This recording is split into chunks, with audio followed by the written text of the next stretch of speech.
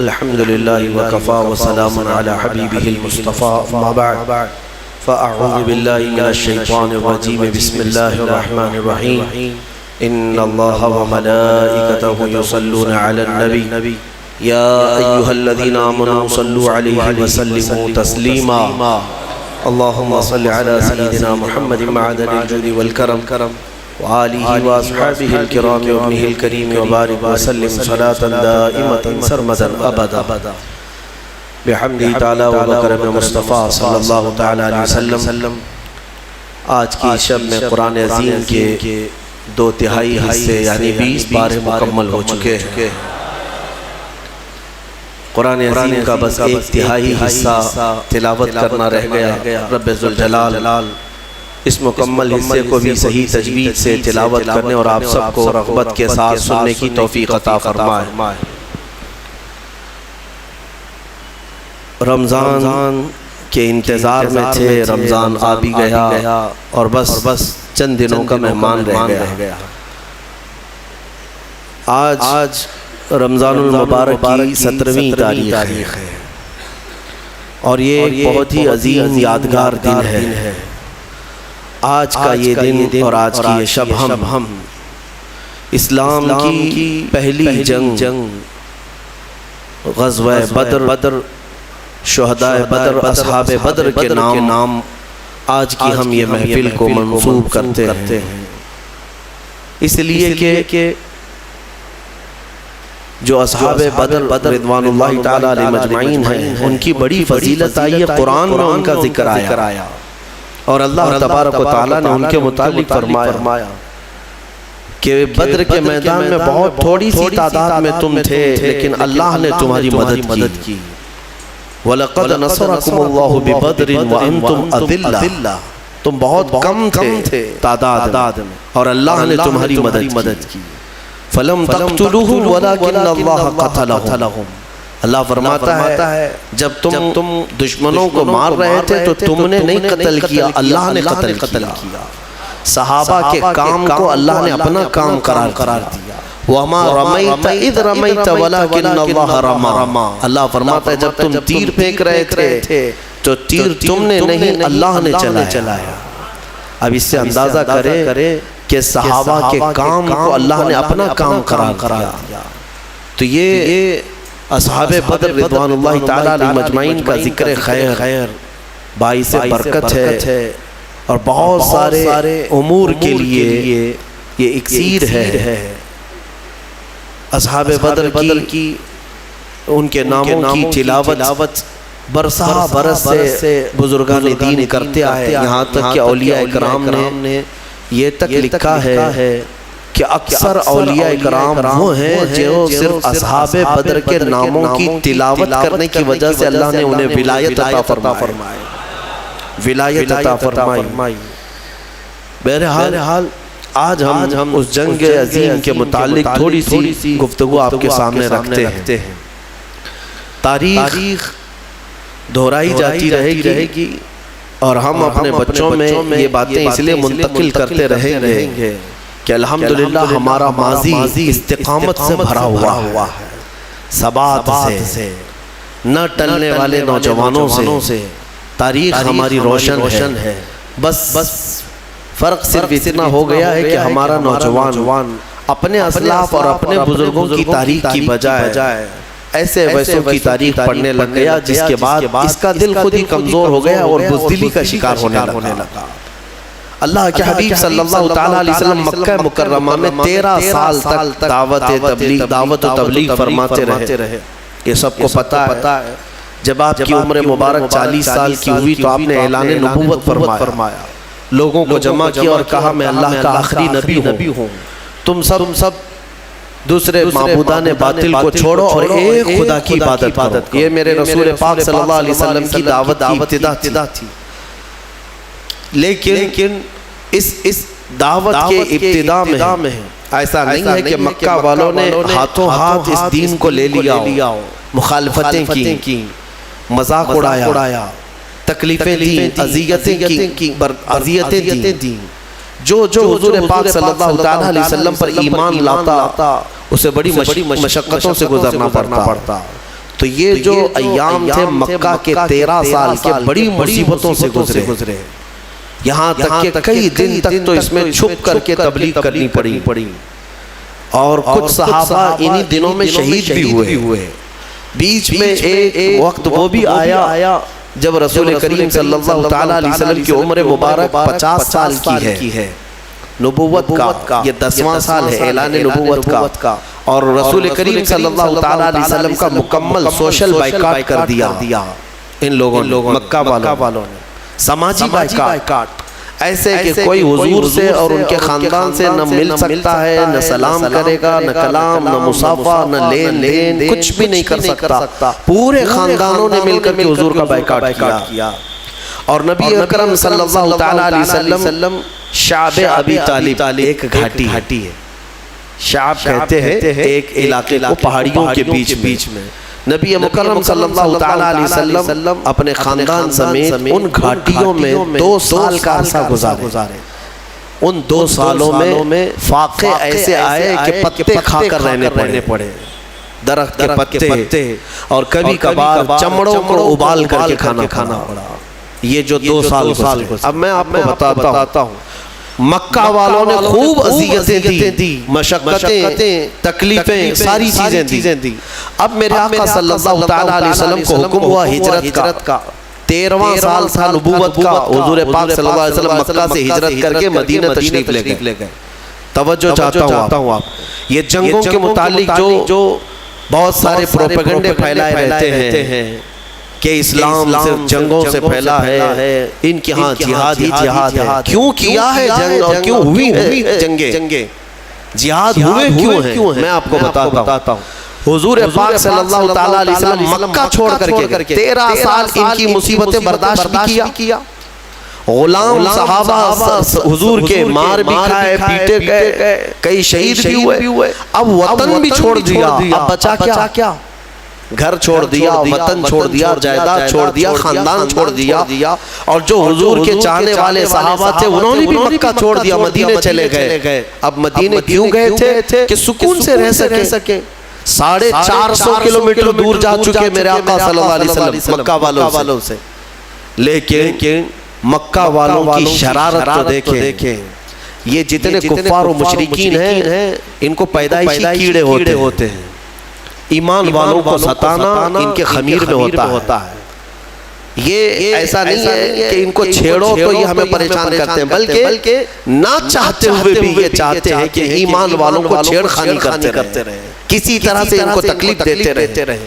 پہلے سے یہ چیز ان کی خمیر میں رہی ہے۔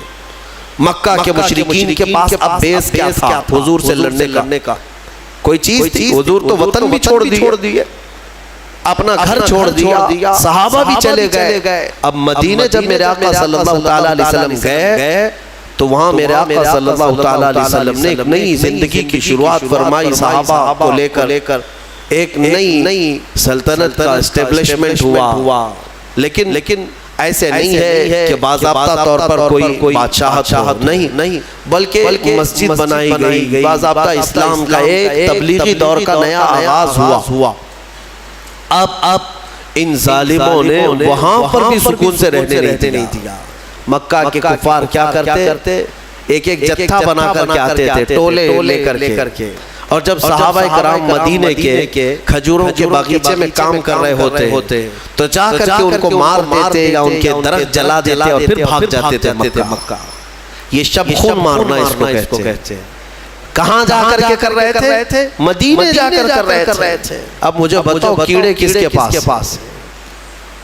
بہت میں سوچ سمجھ کر کے بات کر رہا ہوں، توجہ چاہتا ہوں۔ ہمیشہ سے مشرکین کی فطرت یہ ہوتی ہے کہ ایمان والوں کو چین و سکون سے رہنے نہ دیا جائے، پھر سارا الزام ان کے اوپر ڈالا جائے بعد میں کہ مسلمان چھیڑتے ہیں، مومنین چھیڑتے ہیں۔ بلکہ ہر جگہ کی تاریخ میں آپ دیکھیں ابتدا چھیڑ خانی کی شیطان ہی کرتا ہے، اور شیطان کی یہ جماعت ہی کرتی ہے۔ صحابہ کرام کو بار بار چھیڑنا۔ اب مجھے بتاؤ جو لوگ سب اپنا وطن چھوڑ کر آئے، گھر بار چھوڑ کر آئے، نئے وطن میں رہ رہے، تب بھی تم انہیں سکون سے نہیں رہنے دینا چاہتے ہو۔ اب ان کے پاس آپشن کیا ہے؟ بتاؤ ان کے پاس آپشن کیا ہے؟ اب وہ صحابہ اپنے جان مال اور اپنے مدینے کی حفاظت کے لیے لڑیں گے نہیں تو کیا اب بھی پتھر کھاتے بیٹھے رہیں گے؟ صحابہ اکرام رضوان اللہ تعالی علیہ مجمعین کو مدینے جانے کے بعد حکم ہوا وَأَنذِرْ عَشِيرَتَكَ الْأَقْرَبِينَ، اللہ تبارک و تعالیٰ نے اب یہاں پر حکم فرمایا اے رسول پاک صلی اللہ تعالیٰ علیہ وسلم، آپ اپنے اقربا کو خوف دلائیں، ڈر سنائیں، اور اس کے بعد انہی آیتوں میں اللہ تعالیٰ نے فرمایا کہ اب تم پر جہاد فرض ہو گیا۔ جہاد کیا ہے؟ اب تم دور آ چکے ہو، تمہارا اپنا وطن ہے، تمہارا اپنا نظام ہے، اس کی حفاظت کے لیے اگر کوئی مدینے پر آئے گا تو تمہیں مدینے کی حفاظت کے لیے کمر بستہ ہونا ہوگا۔ رسول پاک صلی اللہ تعالیٰ علیہ وسلم کے ساتھ اب کوئی چھیڑ خانی کرتا ہے تو اب صحابہ پر فرض تھا کہ وہ اٹھے اور حضور کی عزت کی پہرے داری کریں۔ یہ ہے جہاد، یہ ہے 13 سال جو میرے آقا نے مشقتیں برداشت کی، کبھی جنگ کیا ان کے ساتھ، کبھی تلوار اٹھائی ان کے خلاف نہیں اٹھائی۔ مدینے جانے کے بعد بھی جب سکون سے رہنے نہیں دینا چاہتے ہو تب پھر جو ہے جہاد کا حکم ہوا۔ اب میں آپ کو بتاتا ہوں یہ جنگ بدر کیوں ہوئی۔ مکہ میں ان صحابہ کا سارا مال جو چھوٹ گیا تھا، جائیدادیں وہاں رہ گئی تھی، یہ سب مال جائیداد لے کر ابو سفیان ملک شام بیچنے جا رہا تھا۔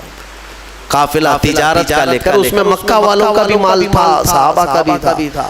نبی پاک صلی اللہ تعالیٰ علیہ وسلم کے پاس قاصد نے آ کر خبر دی کہ ابو سفیان ملک شام جا رہا ہے۔ ملک شام جانے کا جو راستہ تھا وہ مدینے کے قریب سے ہو کر گزرتا تھا۔ حضور پاک صلی اللہ تعالیٰ علیہ وسلم اپنے صحابہ سے فرماتے چلو اس کا راستہ روکو اور جس کا جو مال ہے وہ لے لو۔ جب صحابہ نکلے، جنگ کی غرض سے نہیں نکلے تھے، لیکن ابو سفیان کو یہ پہلے سے خبر ہو گئی کہ محمد صلی اللہ علیہ وسلم اپنے 300 سے زیادہ ساتھیوں کو لے کر بیچ راستے میں آئے، تو ابو سفیان نے کیا کیا، راستہ بدل کر دوسرے راستے سے ملک شام پہنچ گیا، تجارت بھی کیا، خوب نفع بھی کمایا، مال بیچ دیا۔ اب واپسی کا جب وقت تھا تو حضور پاک صلی اللہ علیہ وسلم پھر انتظار میں تھے کہ یہ واپس تو جائے گا، جب واپس جائے گا تب پھر ہم اس کو روکیں گے۔ ابو سفیان کو پتا تھا، خبر تھی کہ رسول کریم صلی اللہ علیہ وسلم اپنے ساتھیوں کے ساتھ اب بھی کھڑے، تو اس نے مکہ والوں کو پیغام بھیج دیا کہ اے مکہ والوں اپنا مال بچا لو، محمد اور ان کے ساتھی تمہارا پورا مال ختم کر دیں گے، یہ قافلہ ختم ہو جائے گا۔ تو مکہ میں کھلبلی مچ گئی کہ ہمارا مال تجارت سب محمد صلی اللہ تعالیٰ علیہ وسلم اور ان کے ساتھی سب لے لیں گے۔ یہ پوری افواہ پھیلی تو سارے مکہ والے جمع ہوئے، لیکن ہوا کیا، ابو سفیان بڑی چالاکی سے واپسی میں بھی ایک اور راستہ بدل کر کے مکہ کے قریب پہنچ گیا۔ صحیح سلامت قافلے کو لے کر کے بھی گیا، صحیح سلامت قافلے کو واپس لے کر بھی آیا۔ مکہ جب تجارت کا مال پہنچ گیا تو سب خوش ہو گئے کہ ہمارا مال نفع کے ساتھ واپس آیا ہے، لیکن بات ہو گئی، ختم ہو گئی۔ ابو جہل وہاں پر سارے مکہ والوں کو جمع کرتا ہے اور کہتا ہے ہم جو جمع ہوئے ہیں اب جائیں گے اور محمد سے مقابلہ کریں گے صلی اللہ علیہ وسلم، اور ان کے ساتھیوں کو مزہ چکھائیں گے کہ انہوں نے ہمت کیسے کی مکہ کے قافلے کو روکنے کی۔ تو باقی لوگوں نے کہا کہ چھوڑ دو، ہمارا مال کا قافلہ آ گیا، اب بات ختم ہو گئی۔ ابو جہل نے کہا نہیں، بات اتنی نہیں ہے، ہمیں تو مارنا ہے انہیں، ہمیں تو انہیں قتل کرنا ہے، ہمیشہ کے لیے راستہ صاف کرنا ہے۔ تو بھڑکا کر کے 1000 لوگوں کو جمع کر لیا۔ کچھ عقل مند لوگ تھے، انہوں نے کہا کہ ہم نہیں جائیں گے، لیکن ابو جہل نے انہیں آر دلایا، انہیں بہت زیادہ اکسایا، اور اس کے اکسانے کے بعد آر دلانے کے بعد 1000 سے زیادہ لوگ جمع ہوئے، اور ان سب کو لے کر ہاتھی گھوڑے ہتھیار سامان کے ساتھ ابو جہل سرداری کرتے ہوئے مکہ سے نکل کر بیچ راستے میں پہنچا۔ یہ وہ علاقہ ہے جہاں بدر کی وادی، بدر ایک علاقے کا نام ہے، بدر ایک میدان کا نام، وہاں ایک کنواں تھا جس کی وجہ سے اس علاقے کا نام ہی بدر پڑا۔ وہاں آ کر کے یہ لوگ پڑاؤ کر لیے، نبی پاک صلی اللہ تعالیٰ علیہ وسلم اپنے صحابہ سمیت بدر تک پہنچے ہوئے تھے۔ اب حضور اکرم صلی اللہ تعالیٰ علیہ وسلم بھی اسی علاقے میں اور یہ کفار و مشرکین بھی اسی علاقے میں آ گئے۔ اب مقابلہ کرنے کی غرض سے وہ لوگ آئے۔ اللہ تبارک و تعالیٰ نے اپنے حبیب پاک صلی اللہ علیہ وسلم کو حکم فرمایا کہ اپنے صحابہ کو لو اور ان کے ساتھ جنگ کرو۔ اب جب مولا فرماتے جنگ کرنے کے لیے تو پھر پیچھے ہٹنے کا سوال ہی نہیں ہوتا، پھر کوئی وجہ ہی نہیں ہے۔ نبی پاک صلی اللہ تعالیٰ علیہ وسلم جب صحابہ کو لے کر آئے تھے تو سچویشن کیا تھی، حالات کیسے تھے؟ ایسے حالات تھے کہ پورے 313 صحابہ کے اندر مشکل سے چند تلواریں تھیں، 7-8 گھوڑے تھے، 1-2 سواریاں تھیں، بس باقی سب پاپیادہ پیدل تھے۔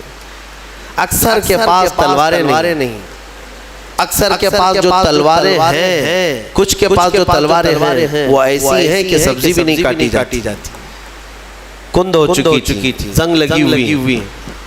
تو بہرحال ان کی مفلسی کا زمانہ تھا، غربت تھی، اور کھانے پینے کے لیے ان کے پاس کچھ نہیں تھا۔ اب دیکھیں صحابہ اکرام حضور صلی اللہ تعالیٰ علیہ وسلم کے پاس جب تھے تو وہ علاقہ ریت کا تھا۔ حضور جس جگہ رکے تھے وہ پوری ریت کی زمین، اور ریت کی زمین پر چلنا مشکل ہو جاتا ہے، پاؤں اندر دھسنے لگتے ہیں۔ صحابہ کو ریتیلی زمین ملی، اور مشرکین جہاں پڑاؤ کیے وہ مٹی کی زمین تھی، مٹی ہے، تو مٹی پر پاؤں جمتے ہیں، تو اس بات کی خوشی پہ وہ ناچ رہے تھے۔ کل جب جنگ ہوگی تو ان کے پاؤں اکھڑ جائیں گے، چل ہی نہیں پائیں گے میدان میں، اور مشرکین پورے میدان میں جمے رہیں گے مٹی کی۔ اب بہت ساری چیزیں انہی کی حمایت میں نظر آتی ہیں، حالات ایسے لگتے ہیں کہ ساری فتح ان کی ہوگی۔ وقت سے پہلے ایسا محسوس ہوتا ہے، جب طاغوتی طاقتیں سامنے آتی ہیں تو اکثر ایسا لگتا ہے کہ سارا اب ان کے ہی پاس ہے، ہمارا کیا ہونے والا ہے۔ اب میں آپ کو مقابلے کے اعتبار سے بتاؤں، ادھر 313 نہتے ہیں، ساز و سامان نہیں، سواریاں نہیں، بدلے میں مقابل میں 1000 سے زیادہ سب کے سب ہتھیار سے لیس، ٹرینڈ پہلوان ان کے پاس، ہاتھی گھوڑے اونٹ سواریاں ان کے پاس، بلکہ ان کے کھانے کے لیے پورے اونٹ ذبح ہو رہے تھے رات کو، اور جب کھانا ان کا پکتا تھا رات بھر طبلے بجاتے تھے، رقص کرتے تھے، ڈانس کرتے تھے، کیونکہ جیت کا اور فتح کا غرور ایسا تھا، سب کچھ تو ان کے پاس تھا۔ اب صحابہ جو دیکھ رہے تھے تو انسانی فطرت کا تقاضا ہے نا کہ سامنے بڑی طاقت کو دیکھ کر کے کیا محسوس کریں گے آپ؟ صحابہ اکرام رضوان اللہ تعالیٰ علیہ مجمعین حضور صلی اللہ تعالیٰ علیہ وسلم کے پاس آئے، کہا یا رسول اللہ صلی اللہ علیہ وسلم کیا جنگ فرض ہو گئی؟ حضور نے فرمایا ہاں۔ اب نبی اکرم صلی اللہ تعالیٰ علیہ وسلم نے صحابہ کے چہرے کو دیکھا اور سب کو جمع کیا، رات کو ایک خطبہ دیا حضور نے۔ خطبے میں کیا فرماتے ہیں؟ یہ کل جنگ ہونے والی ہے، اس سے پہلے رات کو خطبہ دیتے، مغرب کے بعد یا عشاء کے قریب۔ حضور اکرم صلی اللہ علیہ وسلم نے خطبہ دینے کے بعد ارشاد فرمایا، اے میرے صحابہ میں تمہیں اختیار دیتا ہوں، یہاں تک تو تم میرے ساتھ آئے، اب حالات ایسے ہیں کہ دشمن بڑی تعداد میں ہے سامنے، ہتھیاروں سے لیس ہیں، تم میں سے اگر کوئی ابھی رات کو جانا چاہے واپس تو مدینے کے راستے واپس جا سکتا ہے۔ میں پوچھتا ہوں تمہارا کیا مشورہ ہے اس سلسلے میں؟ اب وہاں جو صحابہ تھے اس میں حضرت مقداد بن اسود ایک صحابی ہیں، کھڑے ہوتے ہیں، کہتے ہیں یا رسول اللہ صلی اللہ علیہ وسلم ہم بنی اسرائیل نہیں ہیں کہ جیسے موسیٰ علیہ السلام سے ان کی قوم نے کہا تھا اذهب انت وربک فقاتلا انا ہاہنا قاعدون، ایک قوم کے مقابلے میں جانا تھا، موسیٰ علیہ السلام اپنی قوم کو بلا رہے تھے تو ان کی قوم نے کیا کہا تھا؟ موسیٰ آپ اور آپ کا خدا جائیں، ہم یہاں سے بیٹھ کے دیکھیں گے جنگ کیسی ہوتی ہے۔ حضرت مقداد کہتے ہیں یا رسول اللہ ہم وہ بنی اسرائیل نہیں ہیں جو اپنے نبی سے کہیں کہ تم اور تمہارا خدا جا کر لڑے، ہم امت محمدیاں ہیں، ہم آگے بڑھیں گے، اگر آپ کے پسینے کا قطرہ گرے گا ہمارا خون کا قطرہ گرے گا۔ نبی اکرم صلی اللہ تعالیٰ علیہ وسلم کے بعد صحابہ ایک کے بعد دیگرے کھڑے ہوتے رہے اور پھر کہنے لگے یا رسول اللہ ہمارے ماں باپ، ہمارے اولاد، ہمارے مال و متاع سب آپ پر قربان ہے، یہاں آنے کے بعد پیچھے ہٹنا یہ جوانوں کی شان نہیں ہے۔ صحابہ کے اندر وہ جوش تھا، وہ جذبہ تھا، نہ صحابہ نے کبھی ہتھیاروں کی طرف دیکھا، نہ تلواروں کا دیکھا، نہ ساز و سامان دیکھا، بلکہ صرف دیکھا محمد ہمارے ساتھ، رسول پاک صلی اللہ علیہ وسلم ہمارے ساتھ۔ اب سنو اللہ کے نبی صلی اللہ تعالیٰ علیہ وسلم نے تسلی کے لیے کیا فرمایا؟ چند صحابہ کو لیا، میدان میں آئے، میدان میں آنے کے بعد معائنہ کیا اور فرمایا چند صحابہ ادھر کھڑے رہیں گے، کچھ ادھر رہیں گے۔ جنگ کی ترتیب میرے آقا بنا رہے تھے، لیکن اسی وقت حضور کے ہاتھ میں ایک لکڑی تھی، آپ نے ایک دائرہ کھینچا اور صحابہ سے کہا کل دیکھنا اس میں ابو جہل گر کے مرے گا، اور ایک لکیر سے دائرہ کھینچا اور کہا یہاں عتبہ مرے گا، اور ایک کھینچا کہا یہاں شیبہ مرے گا۔ جو بڑے بڑے ان کے پہلوان تھے ان کے نام لے کر لکیر کھینچ دیا حضور نے۔ اب صحابہ کرام جانتے تھے یہ لکیر عام لکیر نہیں ہے، دنیا اور زمین و زمان ڈل سکتے ہیں مگر یہ لکیر بال برابر بھی فرق نہیں کر سکتی۔ حضور پاک صلی اللہ تعالیٰ علیہ وسلم کا یہ فرمان صحابہ کے حوصلے اتنے بلند کر دیا، انہیں پتا تھا اب کل جنگ میں جو بھی ہوگا لیکن اتنا تو طے ہے کہ ابو جہل مرے گا، اتنا تو طے ہے۔ کیوں؟ غیب کا رسول نے ایک رات پہلے ہی بتا دیا اور وہ بھی لکیر کھینچ کر بتایا۔ اب یہ ایک چیز تھی، صحابہ کا حوصلہ بڑھا ہے۔ جب واپس آئے رات کو کافی رات ہو چکی تھی، حضور سجدے میں گر گئے اور دعا کرنے لگے۔ دعا میں جو مناجات اپنے رب سے کر رہے تھے وہ الفاظ کیا تھے؟ اللہ کی بارگاہ میں یوں کہتے مولا تیرے یہ بندے عاجز بندے تیرے دربار میں آئے اور سبوں نے اپنی طاقت اور استطاعت کے مطابق اپنی محنتیں پیش کر دی، میدان تک آ گئے۔ اب اگر کل تو انہیں فتح نہیں عطا کرے گا، حضور یہ کہہ رہے اپنے مولا سے، اے رب اگر کل تو انہیں فتح نہیں عطا کرے گا لن تعبد ابدا، پھر قیامت تک تیری عبادت نہیں ہو سکے گی، قیامت تک پھر تیری عبادت نہیں ہو سکے گی۔ یہ شان محبوبی تھی۔ حضور اکرم صلی اللہ تعالیٰ علیہ وسلم اپنے رب سے گڑ گڑا کر مانگ رہے تھے۔ ابھی دعا سے آپ نے سر اٹھایا، بہت تیز بارش شروع ہو گئی، رات کے وقت بارش شروع ہو گئی۔ بارش ہونے کے بعد حضور اکرم صلی اللہ علیہ وسلم کے لبوں پہ مسکراہٹ آئی اور صحابہ سے کہا اللہ کی پہلی مدد آ چکی، اللہ کی پہلی مدد آ چکی۔ صحابہ نے محسوس کیا، کیوں جانتے ہیں؟ اس بارش کا اثر یہ ہے کہ جو ان کی ریتیلی زمین تھی صحابہ کی وہ مضبوط ہو گئی اور ان کفار کی مٹی والی زمین کیچڑ سے پھسلنے لگ گئی۔ اب ان کے گھوڑے پھسلتے تھے، ان کے پیر پھسلتے تھے۔ اب یہاں صحابہ ریت میں اگر پانی جم گیا تو ریت مضبوط ہو جاتی اور یہ ایسی مضبوط ہو گئی کہ اس پر دوڑے بھاگے کچھ بھی کرے کچھ فرق نہیں پڑتا، اور ادھر کیچڑ اتنا تھا کہ وہ پیر رکھے تو پھسل کر گر جائیں۔ تو حضور اکرم صلی اللہ علیہ وسلم نے فرمایا رات کے بعد اللہ کی پہلی مدد آ گئی۔ دوسرا دن آیا، یہ 17واں رمضان المبارک ہے۔ رسول کریم صلی اللہ تعالیٰ علیہ وسلم نے صبح کے وقت صحابہ کی صفوں کو ترتیب دینا شروع فرمایا۔ اس میں 313 صحابہ اکرام تھے، وہ بڑے خوش نصیب صحابہ ہیں، اور بلکہ وہ بڑے عظیم المرتبت صحابہ ہیں جو رسول کریم صلی اللہ تعالیٰ علیہ وسلم کے ساتھ سب سے پہلی جنگ میں آئے اور اسلام کا پرچم لہرانا تھا۔ یہ وہ تاریخ ہے جہاں سے شوکت اسلام دوبالا ہو گئی۔ آج سے اسلام کی عزت میں جو روشنی آئی ہے یہ ایک الگ تاریخ ہے، ایک الگ تاریخ۔ اس لیے 17 رمضان المبارک یہ عام تاریخ نہیں ہے، ہاں یہ تاریخ اسلام کی شان و شوکت کو بلند کرنے والی تاریخ ہے۔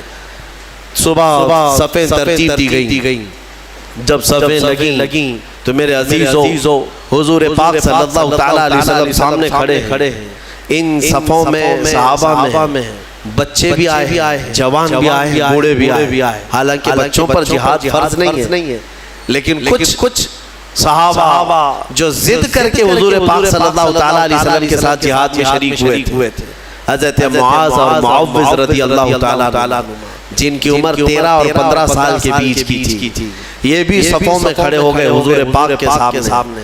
حضور نے انہیں اجازت دی ان کے شوق کی وجہ سے، ان کے رونے کی وجہ سے. اب جب شروع ہوئی تو سب سے پہلے حضرت ہوتا کیا تھا، مقابلے میں ایک ادھر سے آتا، ایک ادھر سے آتا، یا دو ادھر سے آئیں تو دو ادھر سے، تین ادھر سے آئیں تو تین ادھر سے. شروعات تو کفار مکہ نے اس طرف سے بڑے ان کے جو پہلوان تھے ان کو بھیجا.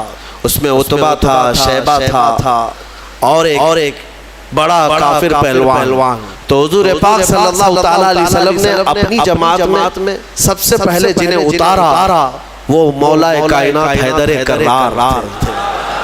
علی مرتضیٰ کو سب سے پہلے میدان میں اتارا. ان کے بعد دوسرے نمبر پر امیر حمزہ رضی اللہ تعالیٰ، تیسرے پر حضرت ابو عبیدہ بن جراح.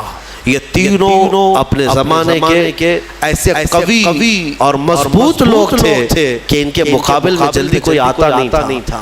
لیکن ان تینوں میں سب سے کم عمر حضرت علی کی تھی. حضرت علی کرم اللہ وجہہ الکریم کی عمر اس وقت بڑی کم تھی، یعنی تقریباً آپ کی عمر 24 سال کے آس پاس، 24 سے 25 سال جوانی تھی. حضرت علی رضی اللہ تعالیٰ عنہ بھی آئے، حضرت امیر حمزہ، حضرت ابو عبیدہ بن جراح ادھر سے جو مقابل میں آئے.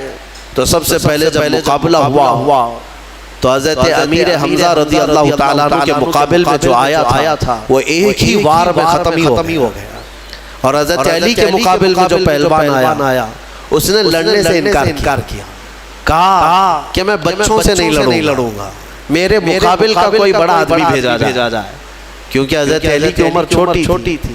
اس نے کہا کہ میں چھوٹی عمر والوں سے، بچوں سے نہیں لڑوں گا.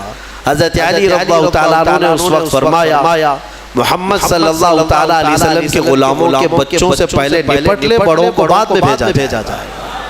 اور وہ کیا نپٹتے، کیا مولا کائنات حیدر کرار کبھی وہ ان کے سامنے کوئی مقابل میں آ سکا. یہاں تک کہ خیبر کے جنگ کے موقع پر فرمایا گیا حضرت علی کے سامنے جب مرحب ایسا پہلوان آیا تھا جو 1000 آدمیوں سے تنہا لڑتا تھا، وہ حضرت علی کے سامنے آیا تھا. وہ بھی لوہے کی ٹوپی، اس کی سب سے مشہور ٹوپی تھی، لوہے کی، پہن کے رہتا لوہے کا زرہ. اور حضرت علی اس کے مقابل میں آئے. اس وقت حضرت علی کی حالت تو یہ تھی کہ آنکھیں لال ہو گئی تھی، آشوب چشم کی بیماری تھی، اور بخار تھا. بخار بھی ہے اور آنکھیں لال تھیں. وہ خیبر کے موقع پر تب حضرت علی نے مرحب کے ساتھ جو مقابلہ کیا وہ ذوالفقار حیدری جو تلوار ہے آپ کی اٹھا کر جو مرحب کے سر پر مارا تھا تو وہ لوہے کی ٹوپی تک 2 ٹکڑوں میں تبدیل ہو چکی تھی. وہ وار کیا تھا؟ حضرت علی رضی اللہ تعالیٰ عنہ کے وار سے کوئی بچ پائے گا؟ یہاں بدر کے میدان میں بھی جو آیا وہ تھوڑی ہی دیر میں مقابلہ کرتے حضرت علی کے ایک وار میں اس کی گردن ہوا میں اڑی اور نیچے آئی. یہ وہ منظر تھا جب پیچھے جو صحابہ تھے انہوں نے دیکھا تو بلند آواز سے نعرہ تکبیر بلند کیا تھا اور پورا میدان گونج اٹھا تکبیر کی آواز سے. اسی کو تو اقبال نے کہا تھا کفر دم توڑ دے گا ٹوٹی ہوئی شمشیر کے ساتھ. کفر دم توڑ دے گا ٹوٹی ہوئی شمشیر کے ساتھ. گر تم نکل آ جاؤ ایک بار نعرہ تکبیر کے ساتھ. وہ تکبیر کی آواز وہی تھی جو صحابہ ان کی تلواریں کیا تھی. اس کے بعد مقابلہ شروع ہوا. شروع میں ایک کے بعد دیگرے ہوتے تھے، پھر گھمسان کی لڑائیاں، یعنی صفوں کی صفیں آپس میں مل جاتی. اب یہ مقابلہ اس قدر سخت ہو گیا کہ دوپہر کے وقت، دوپہر کے وقت اللہ تبارک و تعالیٰ نے 3000 فرشتوں کو اتارا. قرآن میں اذ تقول للمؤمنین الن یکفیکم ان یمدکم ربکم بثلاثۃ آلاف من الملائکۃ منزلین. حضور صلی اللہ علیہ وسلم دیکھ رہے تھے کتنے فرشتے آئے اور صحابہ سے کہہ رہے تھے اب ڈرو مت، لڑو. کیا تمہارے لیے اتنا کافی نہیں ہے کہ اللہ نے 3000 فرشتے تمہارے لیے اتارے؟ بلا ان تصبروا وتتقوا ویأتوکم من فورہم ھذا یمددکم ربکم بخمسۃ آلاف من الملائکۃ مصومین. اللہ اللہ فرماتے ہیں ہاں کیوں نہیں، جب تم لوگوں نے صبر کیا، استقامت سے کھڑے رہے میدان میں، تو مولا نے اپنی جانب سے مدد کرتے ہوئے 5000 فرشتوں کو اتارا۔ جس وادی میں یہ فرشتے اترے تھے نا، بدر کی وادی میں، جبل ملائکہ، وہاں پہاڑ ہے، ایک پہاڑ ہے، وہ پتھر کا پہاڑ، لیکن آج اگر آپ جا کر دیکھیں گے تو پورا ریت کا پہاڑ ہے، آس پاس پورے پتھروں کے پہاڑ، بیچ میں ایک ریت کا پہاڑ ہے، اور وہ بھی ریت ایسی کہ چھنی میں بھی چھانو تو چھن جائے، یعنی رکے اتنی باریک صاف، اور ایسا لگتا ہے جیسے اس کا نقشہ کسی نے بنا کر رکھا ہے۔ اتنے سالوں سے وہ پہاڑ اسی طرح ہے۔ بتایا جاتا ہے کہ وہ فرشتے اس پر پہاڑ پر اتارے گئے تھے۔ اب 5000 فرشتے جب بدر کے میدان میں آئے تو کفار و مشرکین کی درگت کیا ہونی ہے۔ میرے عزیزوں، یہ جنگ شام تک نہ چلی بلکہ 70 کافر مارے گئے صحابہ کے ہاتھوں، اور مومنین کے صرف 13 مارے، 13 کی شہادت ہوئی۔ 14ویں ایک صحابی تھے جو زخمی ہو گئے اور راستے میں ان کا انتقال ہوا۔ کل ملا کر کے 14 شہید ہوئے صحابہ 13 جنگ میں، اور ان 13 میں تو 2 بچے ہیں، حضرت معاذ اور معوذ، باقی 11 جوان۔ آپ اندازہ کریں 313 کی جماعت لے کر کے گئے تھے، اور 1000 ادھر سے آئے تھے، پھر بھی 70 ان کے مارے گئے، 70 پکڑے گئے قیدی بن کر، اور ادھر صرف 13 میں سے اگر جوانوں کو دیکھا جائے تو 11 صحابہ اکرام کی شہادت ہوئی۔ اور یہ فتح مبین ایسی تھی کہ شام ہونے سے پہلے میرے آقا صلی اللہ تعالیٰ علیہ وسلم میدان میں سجدہ ریز تھے، اور یوں عرض کر رہے تھے کہ مولا تو نے اپنا وعدہ پورا کر دیا، مولا تو نے اپنا وعدہ پورا کر دیا، مومنین جمے رہے۔ میں کہنا اتنا ہی چاہتا ہوں میرے عزیزوں، ایمان والے کبھی اسباب پر بھروسہ نہیں کرتے، خالق اسباب پر بھروسہ کرتے ہیں۔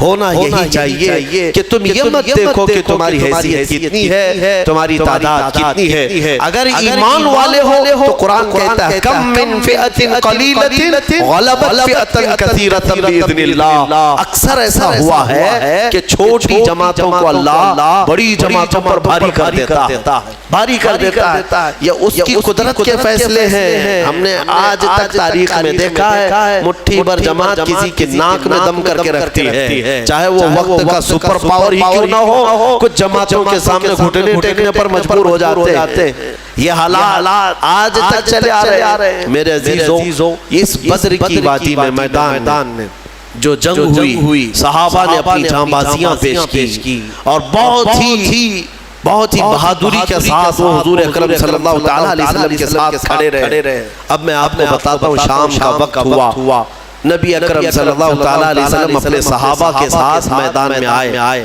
سارے بھاگ چکے تھے، جو بچے ہوئے تھے ساز و سامان سب چھوڑ کر بھاگے، جتنا لائے تھے مکہ سے کھانے پینے کے لیے سب میدان میں چھوڑ کر مکہ بھاگ گئے۔ 140 تو یہاں رہ گئے نا، باقی سب جان بچا کر بھاگے مکہ کی طرف۔ اب شام کے وقت جب حضور پاک صلی اللہ علیہ وسلم اپنے صحابہ کی لاشیں جمع کی، شہداء کی، انہیں دفن کیا گیا، اب پھر صحابہ کے ساتھ میدان میں آتے ہیں۔ صحابہ کہتے ہیں ہم سب سے پہلے ڈھونڈ رہے تھے کہ ابو جہل کہاں مرا ہے، یا عتبہ شیبہ مرے ہیں یا نہیں مرے۔ جا کر کے دیکھا تو ابو جہل بھی مرا ہوا پڑا تھا۔ صحابہ کہتے ہیں ہم نے اس کے مرنے کی جگہ دیکھی تو رات کو کھینچی ہوئی وہ لکیر ویسی تھی، ایک بال بھی باہر نہیں گرا تھا، یعنی ایک انگلی بھی اس کی باہر نہیں تھی، اسی گھیرے کے اندر وہ گر کر مرا ہوا تھا۔ تم کیا سمجھتے ہو نبی پاک صلی اللہ تعالیٰ علیہ وسلم کو علم غیب نہیں ہے؟ اللہ تبارک و تعالیٰ نے اپنے رسول کو وہ سارے علوم عطا کیے جو نبی پاک نہیں جانتے، سارے علوم اللہ نے انہیں عطا کر دیے۔ اب عتبہ شیبہ یہ سب مرے ہوئے تھے۔ جنگ بدر میں کچھ ایسے لوگ بھی تھے جن کے بارے میں حضور پاک صلی اللہ تعالیٰ علیہ وسلم نے بلایا، جیسے حضرت بلال کو بلایا، حضرت بلال حبشی کو بلایا، اور ان کا جو آقا جو تکلیفیں دیتا تھا مکہ میں، امیہ، وہ بھی مرا ہوا تھا، وہ بھی گرا ہوا تھا یا زخمی تھا، تو حضرت بلال کو حضور نے فرمایا بلا کر بلال آؤ اپنے آقا کو مار لو۔ جتنا اس نے مکہ میں تمہیں رسیاں ڈال کر کھینچا تھا، سینے پر سل رکھتا تھا، انگارے پہ سلاتا تھا، حضرت بلال حبشی نے اپنے ہاتھوں سے اس کو مارا امیہ، وہ دیکھنے کا دن تھا۔ ابو جہل آخر وقت جو کہہ رہا تھا وہ بھی سننے کا وقت تھا۔ ہوا یہ کہ یہ دو چھوٹے بچے حضرت معاذ اور معوذ، یہ دو چھوٹے تھے۔ حضرت عبد الرحمن بن عوف یہ کہتے ہیں میں جنگ بدر میں گزر رہا تھا کہ یہ دونوں بچے آئے میرے پاس، کہنے لگے چچا جان ابو جہل کس کا نام ہے؟ یہ جانتے بھی نہیں تھے کیونکہ وہ مکہ کا ہے اور یہ بچے مدینے سے آئے۔ عبد الرحمن بن عوف کہتے ہیں میں نے پوچھا بیٹا تم کو کیا کرنا ہے اس کا؟ وہ سردار قریش ہے، وہ پہلوان ہے۔ ان دونوں بچوں نے کہا سنا ہے میرے مصطفیٰ کو گالیاں دیتا ہے، سنا ہے ہمارے آقا کی شان میں گستاخیاں کرتا ہے۔ تو حضرت عبد الرحمن بن عوف کہتے ہیں ان بچوں کا جذبہ دیکھ کر کے میں خوش تھا۔ بات چل رہی تھی، اچانک ابو جہل گھوڑے پر سامنے سے گزر ہی رہا تھا۔ حضرت عبد الرحمن بن عوف کہتے ہیں میں نے بچوں سے کہا وہ دیکھو وہ جو جا رہا یہی ہے ابو جہل شیطان قریش، یہی ہے جو سارے مکہ میں گستاخیاں کرتا ہے۔ ابھی حضرت عبد الرحمن کی بات مکمل بھی نہ ہونے پائی تھی کہ یہ دونوں چیل کی طرح جھپٹ پڑے اور دونوں کے ہاتھوں میں تلواریں تھی۔ دوڑتے ہوئے گئے، ایک نے گھوڑے کی ٹانگوں پر مارا تو ابو جہل گر گیا نیچے، اور جیسے ہی وہ زمین پر گرا دونوں شہزادے سینے پر چڑھ کر کے بیٹھ گئے، سینے پر چڑھ کر بیٹھ گئے ایسے کہ ایک اس کے ہاتھوں کو جکڑ کر کے سینے پر دبوچ لیا اور دوسرے نے اس کی گردن کو الگ کر دیا۔ اور جب گردن پر تلوار رکھا چھوٹے صاحبزادے نے سنا ہے کہ ابو جہل کہہ رہا تھا عربی کے اشعار، وہ شعر شاعری کے لوگ تھے، فی البدی شعر بولتے تھے، مرنے سے پہلے بھی شعر و شاعری کر رہا تھا۔ کیا کہہ رہا تھا؟ کہتا میں عرب ہوں، میں عرب غرور اور گھمنڈ جاتا نہیں، میں عرب ہوں اور میں پہلوان ہوں، مجھے موت سے خوف نہیں، میں موت سے ڈرتا نہیں، میں عرب ہوں اور مکہ کا سردار ہوں۔ لیکن بات اتنی سی افسوس کی ہے کہ میرے مقابل کا پہلوان مجھے نہیں مار رہا ہے، میرے مقابل کا پہلوان مجھے نہیں مار رہا ہے، چھوٹے لوگوں سے مر رہا ہوں، اتنا افسوس ہے، باقی مرنے کا مجھے خوف نہیں۔ اب اندازہ کرو ان کو مرنا بھی ہے تو بڑے پہلوانوں سے، لیکن مولا کی شان ہی الگ ہے۔ وہ فرعون کو ہلاک کرتا ہے تو پانی سے، نمرود کو ہلاک کرتا ہے تو مچھر سے، ابرہہ کو ہلاک کرتا ہے تو چڑیوں سے، ابو جہل کو ہلاک کرے گا تو بچوں سے، یہ اس کی شان ہے۔ ہاں بڑے بڑے دشمنوں کو چھوٹی طاقتوں سے ہلاک کرتا ہے۔ انشاءاللہ العزیز یہ جتنی طاغوتی طاقتیں آج بھی حکومت اور تخت کے نشے میں ناچ رہی ہیں، انتظار کرو اللہ رب العزت کی جب پکڑ آئے گی، ہلکی چونٹیوں سے مولا انہیں ہلاک و برباد کرے گا۔ ویسے تو یہ آئی گئے وائرس جو نظر بھی نہیں آتا، یہ گردن میں جاتا ہے کہ دماغ میں جاتا ہے، پتہ نہیں کتنے ویرینٹ لے کر کے آ رہا ہے۔ ہاں ہر مہینے نئے گھونگھٹ اوڑھ کر کے آتا ہے یہ کورونا، دیکھ بھی رہے ہیں آپ۔ ہاں ہر مہینے نئی دلہن ہے، اس کے نئے جلوے ہیں۔ اب فرسٹ ہو گیا، سیکنڈ ہو گیا، تھرڈ ہو گیا، فورتھ ہو گیا، ابھی سیریز آنے باقی ہے، اس لیے کہ کیڑا بڑا شاطر ہے، بڑا شاطر ہے، نئے لباس پہن کر کے آتا ہے اور نئے نام کے ساتھ آتا ہے۔ میں کیوں کہہ رہا ہوں؟ اس لیے کہ اگر مولا تبارک و تعالیٰ ہلاک کرنے کے لیے اس ہلکے سے کیڑے کو بھیجا ہے تو بڑی بڑی طاقتیں بھی ان کیڑوں کے ذریعے سے ختم ہو جائیں گے، ہلاک ہو جائیں گے۔ اور آپ کو پتہ ہے قیامت کے قریب یاجوج ماجوج آئیں گے، پتہ ہے نا حدیث پاک ہے، یاجوج ماجوج دو آدمی نہیں ہیں یہ، کہ ایک یاجوج، ایک کا نام یاجوج ہے، دوسرے کا نام ماجوج ہے۔ یاجوج ماجوج ایک فوج ہے، وہ اتنی بڑی فوج ہے کہ انسانوں سے زیادہ تعداد ان کی ہے۔ ابھی جتنے پوری دنیا میں انسان ہیں ان سے زیادہ تعداد ہے ان کی، یاجوج ماجوج۔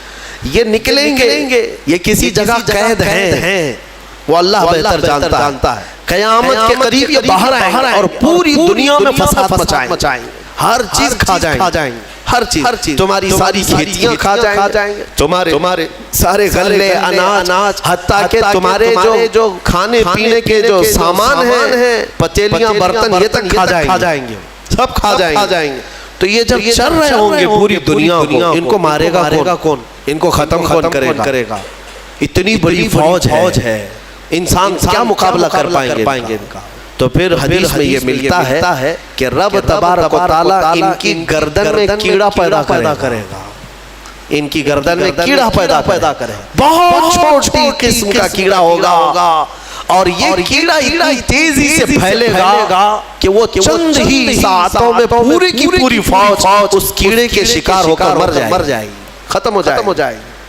یہ وائرس کا جو آج پھیلنے کا آپ دیکھ رہے ہیں، اس سے زیادہ تیز وہ پھیلے گا، اور میں یہاں پر یہ کہنا چاہتا ہوں اتنی بڑی فوج کو اگر ایک ہلکے کیڑے سے مولا تعالیٰ ختم فرمائے گا تو اس کی پکڑ کو سمجھو۔ آخر بات میں یہ کہنا چاہوں گا، ایک سوال آتا ہے کہ اگر اللہ تبارک و تعالیٰ اصحاب بدر کی مدد فرما رہا ہے فرشتوں کے ذریعے، اس کے ایک فرشتے کی طاقت اتنی ہے کہ اگر وہ اتر کر صرف آواز لگا دے تو پوری شعیب علیہ السلام کی قوم ہلاک ہو گئی۔ ایک فرشتے نے چیخ مارا تھا، پوری قوم ہلاک ہو گئی۔ تو یہاں 5000 فرشتے کیوں اتارے؟ 5000 فرشتے، ایک فرشتہ بھی اتارتے تو یہ سارے مشرکین کے لیے وہ کافی تھا۔ فرشتوں کی طاقت کا اندازہ کیا ہے؟ یہاں پر مفسرین فرماتے ہیں اللہ تبارک و تعالیٰ چاہتا ایک ہی فرشتے سے سب کو ہلاک کرتا، لیکن 3000 یا 5000 یہ جو اتارے ہیں یہ رسول پاک صلی اللہ علیہ وسلم اور صحابہ کی عظمت شان کے لیے اتارے۔ ہاں، عظمت شان کے لیے اتارے۔ باڈی گارڈ ایک بھی چل سکتا ہے لیکن 10 رکھنا یہ شان کے لیے۔ کچھ لوگوں کیا ہوتا ہے 10 ہیں 15 ہیں، یہ عظمت بتانے کے لیے، شان بلند بتانے کے لیے۔ بہرحال یہ جنگ بدر کے بعد جو حالات چینج ہوئے، اللہ کا فضل ہے، شوکت اسلام بڑھتی گئی۔ اللہ کریم اس بدر کی برکتیں ہم سب کو عطا فرمائے، ثبات و استقامت اللہ تعالی ہم کو عطا فرمائے، کریم کہنے سننے سے زیادہ عمل کی توفیق عطا فرمائے۔ اشرف النبی الاکرم محمد المصطفیٰ صلی اللہ علیہ وسلم وآلہ واصحابہ البدریین الکرام الفاتحہ۔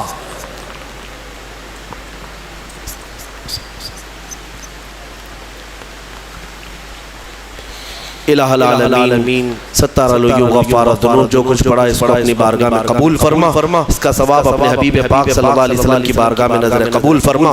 مصطفیٰ کریم صلی اللہ علیہ وسلم کے صدقے و توسل تمام انبیاء، صحابہ، اولیاء، مومنین، مومنات کی روحوں کو نظر کیا قبول فرما، خصوصاً بالخصوص شہدائے بدر، اصحاب بدر رضوان اللہ تعالیٰ علیہ مجمعین کی بارگاہ میں نظر قبول فرما۔ اے رب قدیر، اصحاب بدر کے صدقے ہم پر آئی ہوئی تمام مصیبتوں کو دور فرما دے، ایمان والوں کو عزت و وقار عطا فرما، بدری صحابہ کی استقامت کے جھلکیاں ہمیں زندگی میں عطا فرما، اصحاب بدر کی صدقے میں مولا ایمان والوں کو قوت حیدری عطا فرما، اے اللہ ان کے پاؤں میں استقلال اور ثبات عطا فرما، ہم سب کو بزدلی سے محفوظ فرما۔ ان اللہ و ملائکتہ یصلون علی النبی یا ایھا الذین آمنوا صلوا علیہ وسلموا تسلیما۔